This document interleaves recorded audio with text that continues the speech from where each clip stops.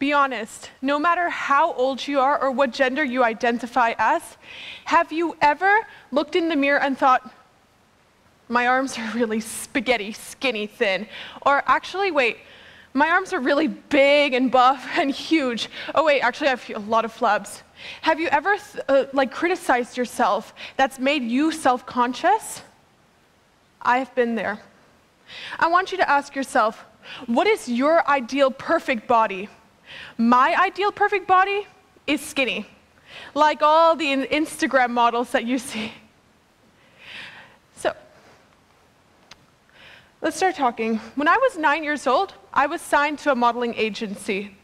So I was told when I got in, I was told that the reason why I've been signed is because I'm really tall and because I was very skinny and because I was blonde.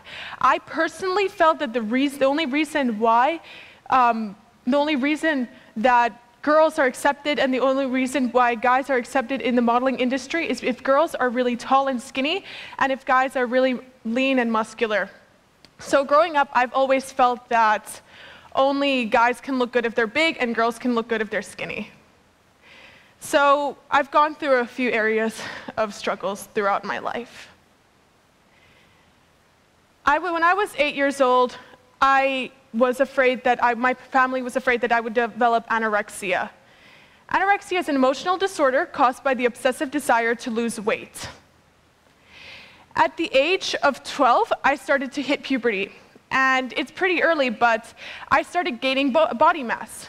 And I mentally thought that I was gaining body fat. So I would attempt to try to lose weight, and I would get on diets, and I would not eat anything, and my blood sugar was really low, and my metabolism was really low. For instance, mental health counselors have made it very clear that if you're going through issues such as body insecurity, it can change many aspects of your life, especially about the people who care about you. One of my least favorite things to do is go shopping with my friends. Or with my family, because when I go out and I go to the stores and I end up in a changing room, some of them are really intimidating because the lights are really bright and the mirrors are really massive. So all I would see is my stomach rolls, my arms, and my cellulite. I've actually walked out of 3 changing rooms crying. And I decided to not eat anything the next day because I felt that I was too fat. I've been in an extreme breaking point at one point in my life where I felt the pressure that I need to make myself throw up, and because of what I just simply ate. And I've had suicidal attempts, and I think that it was really unnecessary when I look back at it.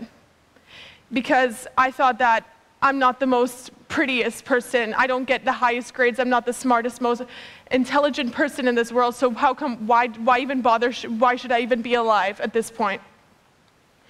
Remember a minute ago when I said that I want to be skinny? That's nearly impossible because I'm curvy and I'm big boned. People seem to not care about my issue anymore. People seem to not take me seriously because of what I decided to, because of who I became. So I started to talk to people who I don't necessarily know, like such as counselors, and try to gain feedback and advice from people who may give me some really good advice.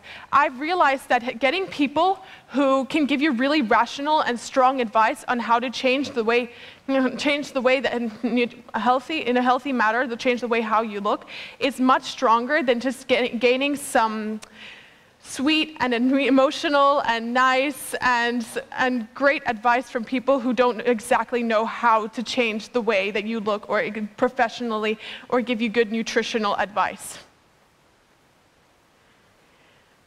Some things that have helped me get over my insecurities is such as writing a list of things that you love about yourself, such as in a more physical matter. Whether you can run really fast or you can dance really fast, then you've already got a few things that you can really like, then you've got a few things that you can appreciate about yourself. Write a list of things that you really like about yourself, and that way you can gain self-worth. read your list often, because the more often you read it, then the happier you'll be, and then you'll eventually get over your insecurities, right?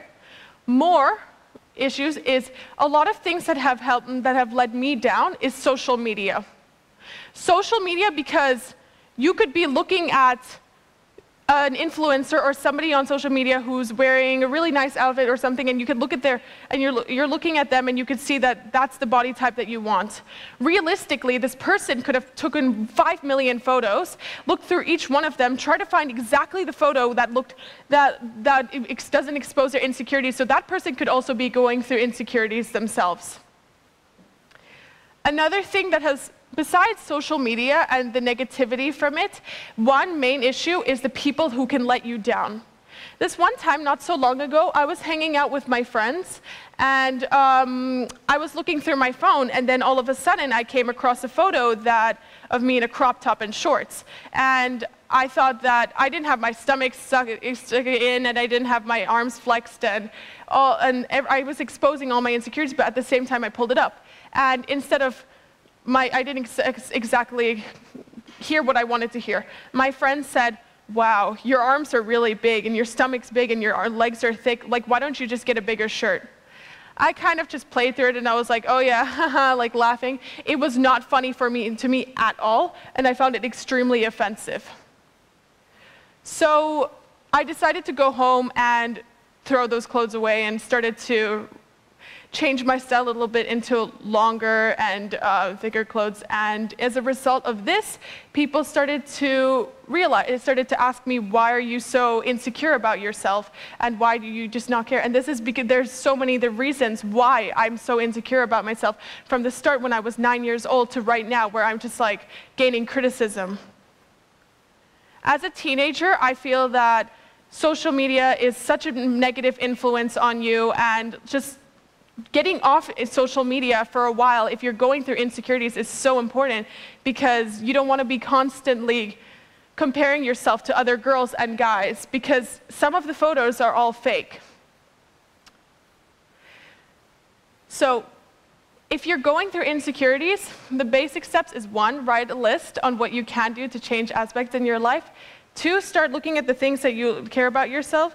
And 3, remember that there are people who actually go through this, because when I was younger and throughout my life, I've gone through many diets, such as skipping meals and actually committing to very unhealthy diets.